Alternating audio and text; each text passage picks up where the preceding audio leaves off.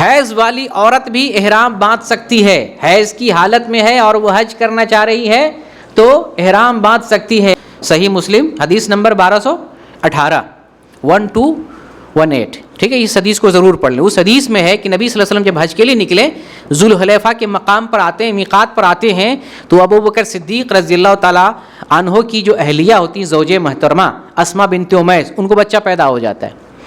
پھر وہ خبر بھیجتی ہیں رسول اللہ صلی اللہ علیہ وسلم کو کہ ہمیں کیا کرنا چاہیے، ہمیں تو بچہ پیدا ہو گیا، نفاس کی حالت تو ناپاکی کی حالت ہوتی ہے، ہمیں کیا کرنا چاہیے؟ تو رسول اللہ صلی اللہ علیہ وسلم خبر بھیجواتے ہیں، آپ خبر حکم دیتے ہیں کہ تم غسل کر لو، لنگوٹ باندھ لو اور حج کا احرام باندھو۔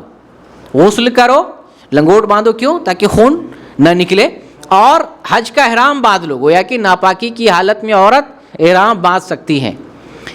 اور یہ دیکھیں عورت کتنی بہادر ہوتی تھی پہلے کے زمانے میں، پیٹ میں بچہ ہے، بچہ پیدا ہونے والا ہے اور حج کے لیے وہ سفر کر رہے ہیں۔ ہمارے یہاں آج بچہ پیدا ہونے والا ہو، گھر سے دروازے چوکھٹ سے بھی پیر باہر نہیں نکلواتے ہیں، جھاڑو نہیں پکڑواتے ہیں، اور جو ہے کھانا نہیں بنائے گی، جھک کے کچھ کام نہیں کرے گی، یہ جو ہے کچھ محنت نہیں کرے گی، سفر تو کر ہی نہیں سکتی۔ یہ دیکھیں سفر کر رہی ہیں، اور جب بچہ پیدا ہو گیا، بچہ پیدا ہونے کا دن ہے، آپ نے فرمایا غسل کرو، لنگوٹ باندھ کے حج کا احرام باندھو، سفر کرو۔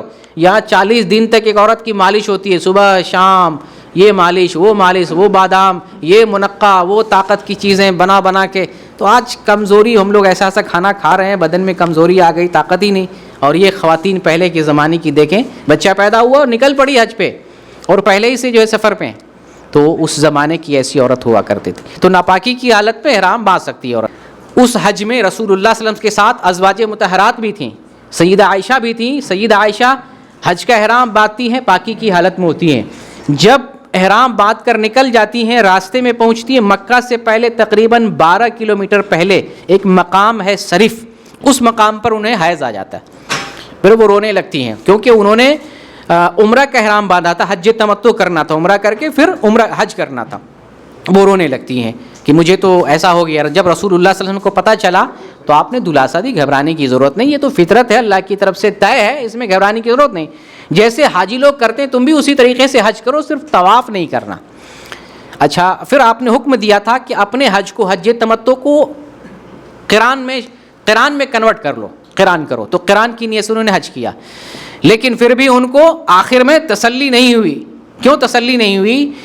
کہ سب لوگوں نے عمرہ کیا علیحدہ، تو آتے ہی مکہ کا جو ہے اللہ کے گھر کا طواف کیا، میں نے طواف نہیں کیا، الگ سے ایک ہی مرتبہ طواف کیا حج کے لیے، پہلی مرتبہ میں نے عمرہ نہیں کیا۔ وہ رونے لگی تو رسول اللہ صلی اللہ علیہ وسلم نے حکم دیا عبد الرحمن کو، جو ان کے بھائی تھے، کہ جاؤ اپنی بہن کو لے کے جاؤ، تنعیم میں لے کے جاؤ، اور وہاں سے احرام باندھ کر آئے، انہیں مکمل عمرہ کراؤ۔ تو یہ ان کا معاملہ تھا۔